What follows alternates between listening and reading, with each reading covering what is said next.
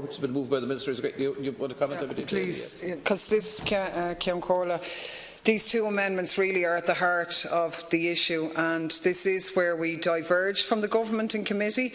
So, of course, I'm absolutely delighted that there's been a change of heart on that side, and that the Government now agrees with us that inquests must be 100% mandatory, with no discretionary loopholes through which cases might disastrously slip. I'm delighted also, I have to say, that the coroners themselves are so very much on board with this process and with doing away with the discretionary element, and I'd like to sincerely thank them for their patience, for their help, for their wisdom actually throughout this long process of getting this bill to where it is today, and that's hugely important. But I again want to remind everyone why we're here today, and I discussed it briefly in the previous group of amendments. But this legislation, our campaign, which we've been joined by some of the stalwart campaigners in the gallery, started with the tragic death of Bimbo Ononugwa and the titanic, I knew this was going to happen, but the titanic struggle her family had to go through to get an inquest for her death. And her family wasn't the only one. Between 2008 and 2014, there were inquests for 8 women who died in our maternity services, all of which ended in verdicts of death by medical misadventure. In other words, all of them were avoidable. Families had to fight tooth and nail for every single one of these inquests, adding trauma to the tragedy they'd already experienced. And we're here, and I'm so very glad that we are, to make sure that that never happens again.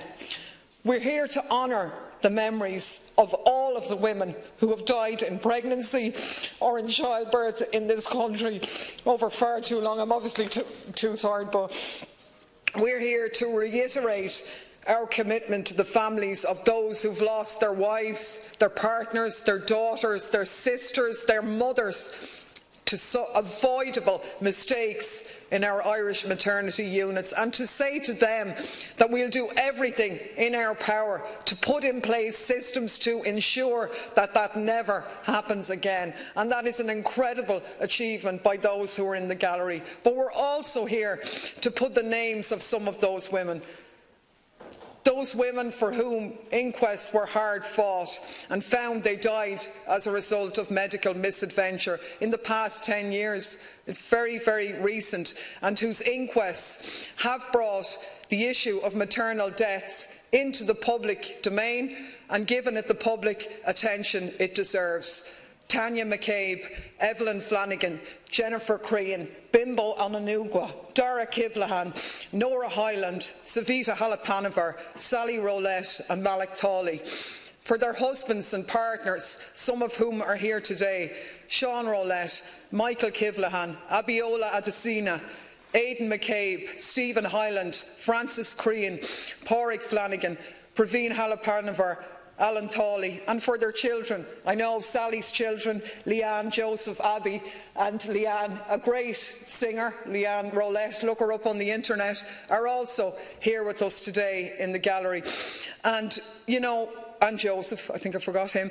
We're here for women like Antoinette Pepper, who died 30 years ago in St Vincent's Hospital and whose family have been repeatedly denied an inquest.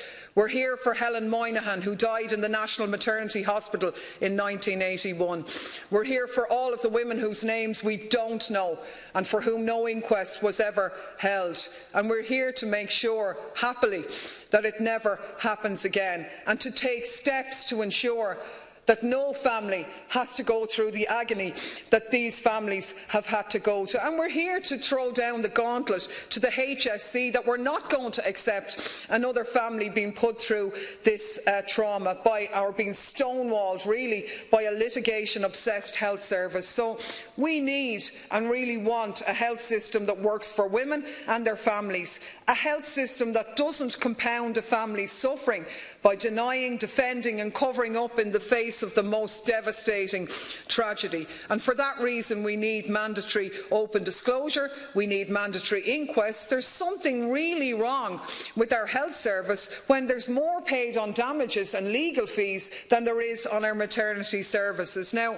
I know that some of those in authority like to talk about us having a litigious culture, but the fact of the matter is that without transparency that comes from full and mandatory open disclosure and full inquests, well then the only way that people have to get truth and information is to go through a legal system, and it shouldn't be like that. We need transparency, we need inquests, we need a recognition of the wrong, and we also need lessons to be learned. So we have a responsibility to the families of the women, to the women themselves and to the campaigners, because I do want to pay finally a tribute to the campaigners and the activists in the Elephant Collective, many of whom are here, the 24 county councils around the country that passed motions calling for mandatory maternal inquests, and all of those who sent letters to the Minister, who emailed, who called and who kept the pressure on to get it to this point. In particular,